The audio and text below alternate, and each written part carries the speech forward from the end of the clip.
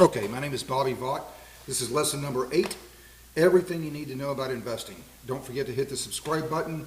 I put a link to the first lesson in every lesson. So when I finish this one, I'll put a link to lesson 1 here in the description below.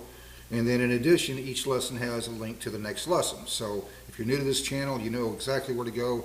Go back to lesson 1 and just go through the whole thing. Okay? So, everything you need to know about investing. There's been a very heavy emphasis on the stock market in this series, and we're going to get back to the stock market in lesson 9. We're going to talk about a very important metric we haven't covered yet called cash flow. So that's going to be this weekend on Saturday. This is about bonds in lesson 8, understanding bonds. Okay, first, there's all kinds of different bonds. There's Treasuries, U.S. Treasuries, which are divided up into bills, notes, and they categorize it as T-bills, T-notes, or Treasury bonds. That just has to do with the duration. Treasury bills are 1 year or less. Treasury notes are anywhere from 2 years up to 10 years, and then Treasury bonds are 20 or 30 years. The duration, duration. When you hear the term duration, they mean the length of time to maturity. People they buy a bond, they get paid interest, and then when it matures, they get that amount of cash, the face value, dumped back into their account. Hear the term face value or par value, same thing. That's the value of the bond at maturity, okay? All right, so, but regarding Treasury, so they're either bills, notes, or bonds. For our purposes, they're really all bonds. It's just they use different names to define the duration, bills, notes, or bonds, but they're all bonds. A bond is a loan. That's all it is. You're not an owner of capital or means of production as you would be when you buy common stock. You're just making a loan. So you can make a loan to the U.S. Treasury, to the federal government. You can make a loan to, local municipalities have bonds. So they're called municipal bonds. Or corporate bonds, or bonds, they're all loans, okay? So, we want to talk about, in this lesson, we want to talk about when can be the best time to buy a bond. There could be a best time to buy a bond, and maybe perhaps when the best time is to put it on the market and sell it. If you buy a 30-year bond, that does not mean you have to hold it for 30 years. Whoever holds it at maturity gets that amount of cash, the face value, dumped back into their account. But you can sell bonds on the secondary market through your broker. You have a New York Stock Exchange. You also have a New York Bond Exchange. There's bond exchanges, right? Okay, so first, so you buy a bond and it has a face value. They're typically sold in $1,000 increments. You can, let's say you invested $10,000. Okay, so it has a face value or par value, and it's the same as at maturity. Whatever you pay for, that's what it is at maturity, okay? But the price of the bond can go up or down in the meantime if it were going to be bought or sold on the secondary markets. So here's why. Let's just say, for example, you bought a corporate bond. And I'm trying to make these lessons as generic as possible. In other words, not so much looking at where things stand right now as far as interest rates and the like, or the direction, but because I don't know, somebody could be watching this series 10 years from now, 20 years from now. We don't know where the interest rate's going to be at that time or the direction. But just for example, you buy a corporate bond, XYZ Corporation. They want to raise some money, right? So they sell a bond paying 8% coupon rate. Okay, so what happens if interest rates go up? Federal Reserve raises interest rates, everybody else tends to follow suit.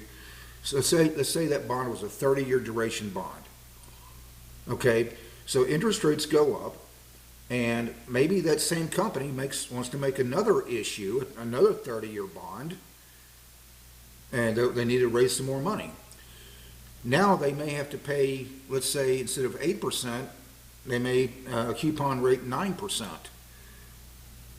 So question, why would somebody pay the same price on the secondary market for your 8% bond, as they could buy at, the same corporation, same duration. Why would they pay the same price for your 8% bond as they would for the 9% bond? Answer, they wouldn't. They wouldn't. They'd just buy the 9% bond if the prices were the same company, same duration.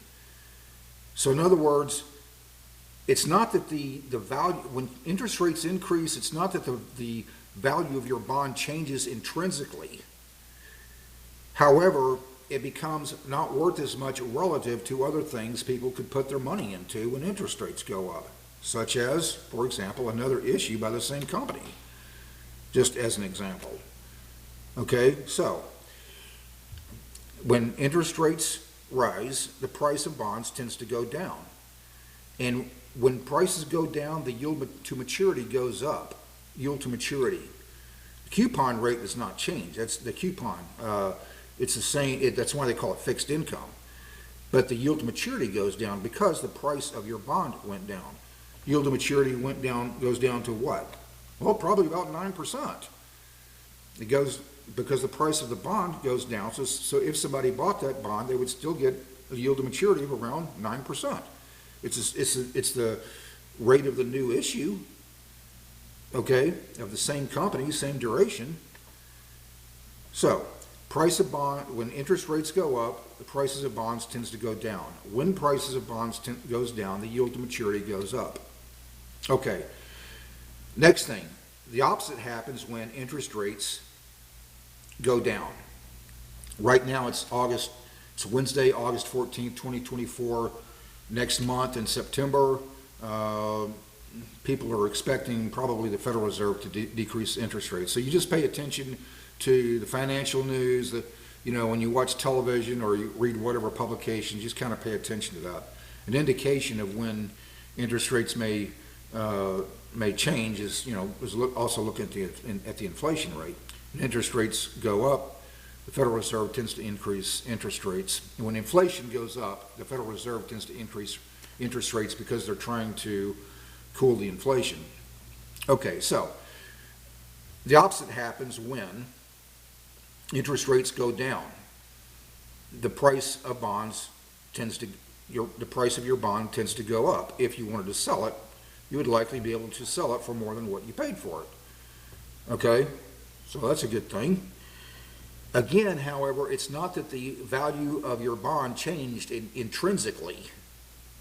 It's just that it becomes worth more relative to other things that people could put their money into, such as, for example, the new issue 30-year duration bond of the same company.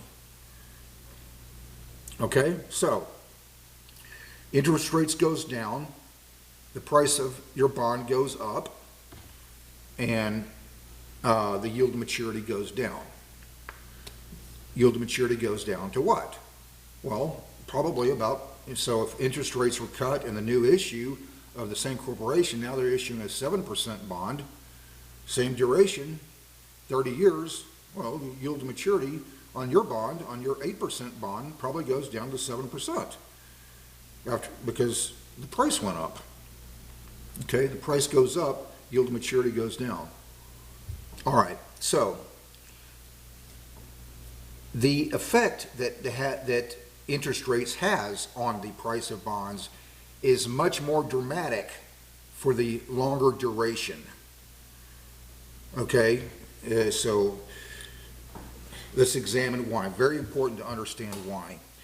So just imagine if you had a graph here. Okay, so this is the x-axis, and this is time or duration. So this is short-term bonds, over here is long-term, and the y-axis is price.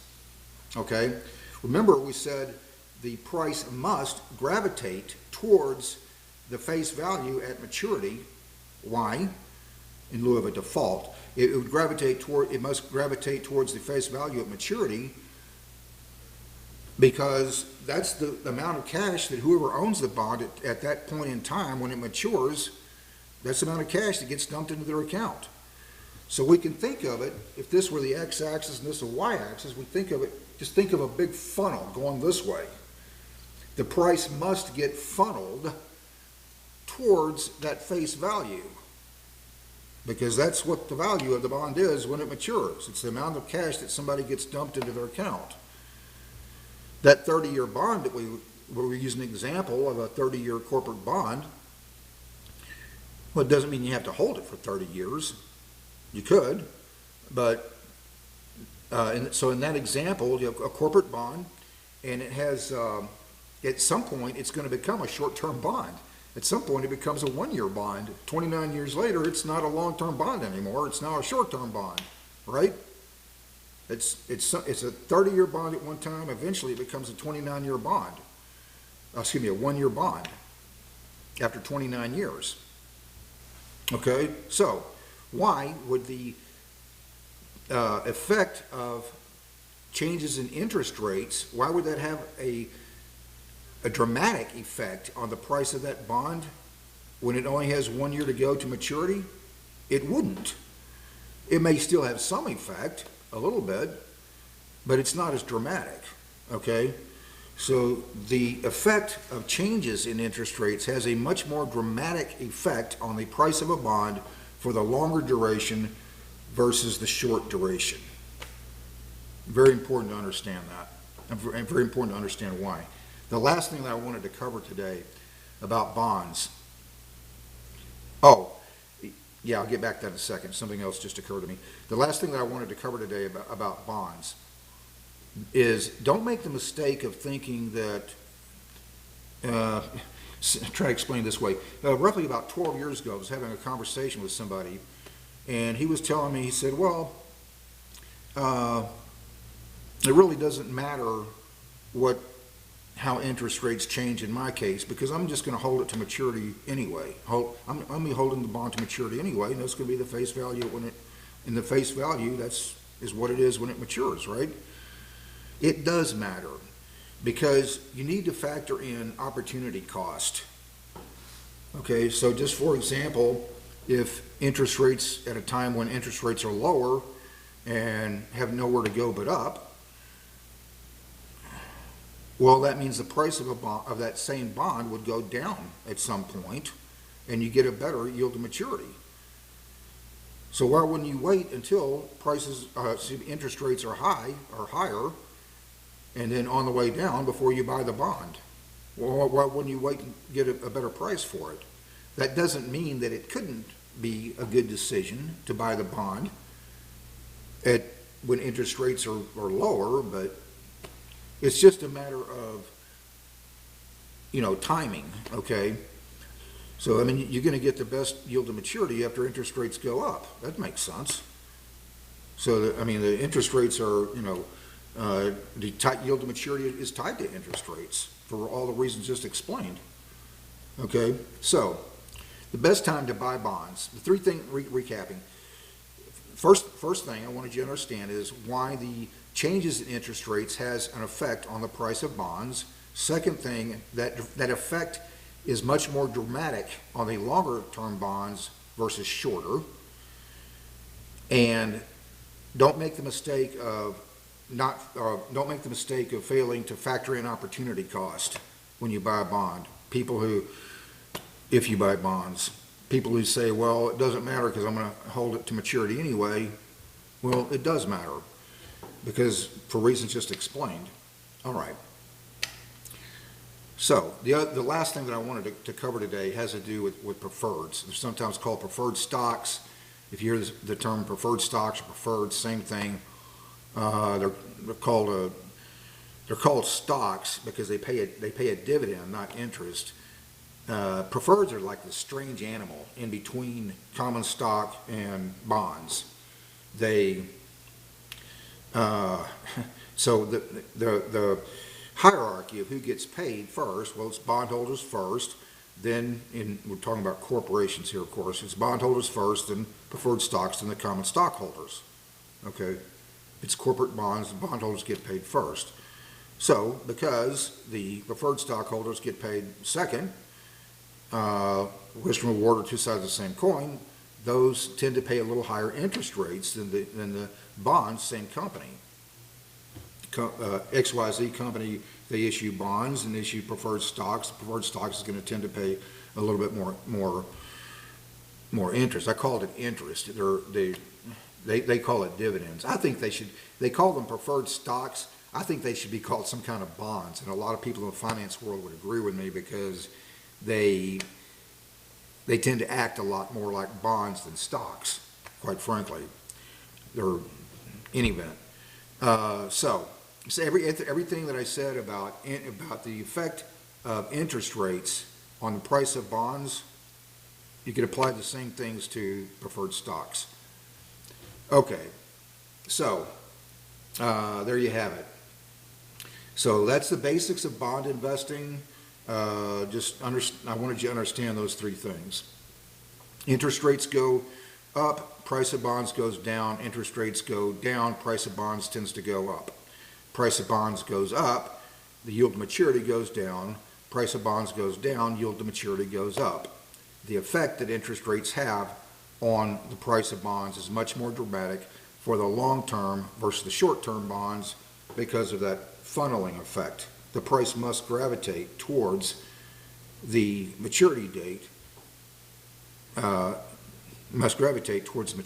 because that's the amount that somebody gets dumped into their cash when the bond matures. All right. So next lesson, we're going to go back to the stock market. We're going to talk about cash flow, a very important metric that we haven't talked about yet. We're going to do that in lesson 9, which will be sometime this weekend. If you're new to this channel, go back to lesson 1, go back through the whole thing. And from my estimation, you probably, just going through those 8 lessons, you probably already know more than 95% of the retail investors out there. But we still have a lot to cover. Okay, so hope you're having a great week. Hope you continue to have a great week. Hope life is treating you well. And see you next time.